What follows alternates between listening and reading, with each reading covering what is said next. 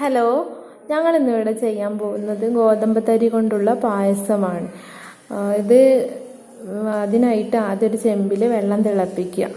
ഇത് റേഷൻ കടയിൽ നിന്നും കിറ്റിൻ്റെ കൂടെ കിട്ടിയ ഗോതമ്പ് തരിയാണ്, 1 കിലോയുണ്ട്. ആ ചെമ്പിൽ വെള്ളം തിളപ്പിച്ച് ഗോതമ്പ് തരി നല്ലോണം കഴുകി അതിലേക്ക് ചേർക്കുക. ഇനി അത് വെന്ത് വരുമ്പോഴേക്കും നമുക്ക് തേങ്ങാപ്പാൽ റെഡിയാക്കണം. തേങ്ങാപ്പാൽ റെഡിയാക്കാൻ ഞാൻ ഒരു 5 തേങ്ങ എടുത്തിട്ടുണ്ട്. ഇത് 1 കിലോ ഗോതമ്പുള്ളത് കൊണ്ട് തേങ്ങ ചിരകി അതിൻ്റെ പാലെടുക്കുക.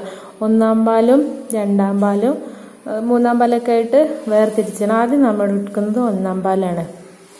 അത് കഴിഞ്ഞിട്ട് പിന്നെ വെള്ളം ചേർത്ത് മിക്സിയിലടിച്ച് 2-ാം പാലും എടുക്കാം.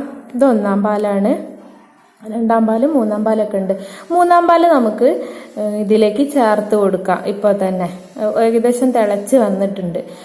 അപ്പോൾ 3-ാം പാല് നമുക്ക് ഇതിലേക്ക് ആഡ് ചെയ്ത് കൊടുക്കാം. 3-ാം പാല് ആഡ് ചെയ്ത് കൊടുത്ത് ഇനി കുറച്ചുകൂടി നല്ലോണം വെന്ത് ഇപ്പോൾ ഏകദേശം നല്ല വെന്ത് വന്നിട്ടുണ്ട്. ഇനി നമുക്ക് ശർക്കര ചേർത്ത് കൊടുക്കണം. അപ്പോൾ ശർക്കര ആണിയെല്ലാം ചേർക്കാം. ഇത്തിരി ഉപ്പും ചേർത്ത് കൊടുക്കണം. 2-ാം പാലും അതിൻ്റെ ശർക്കരൻ്റെ കൂടെ തന്നെ 2-ാം പാലും ഒഴിച്ചു കൊടുക്കുന്നുണ്ട്. ഇത്തിരി ഉപ്പും ഇട്ടു.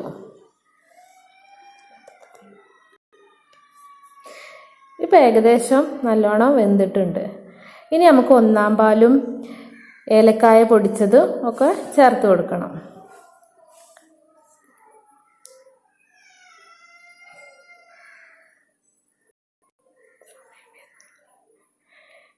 ഇപ്പോൾ 1-ാം പാല് ചേർത്ത് 1-ാം പാലും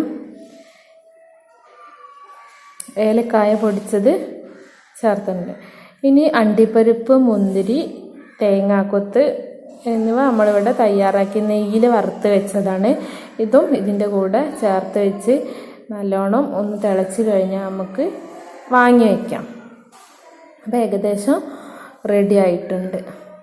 ഇനി നമുക്ക് ഇത് ഓരോ ഗ്ലാസ്സിലേക്ക് സെർവ് ചെയ്യാം.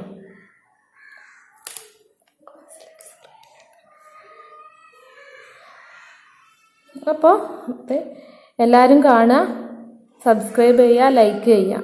Thank you.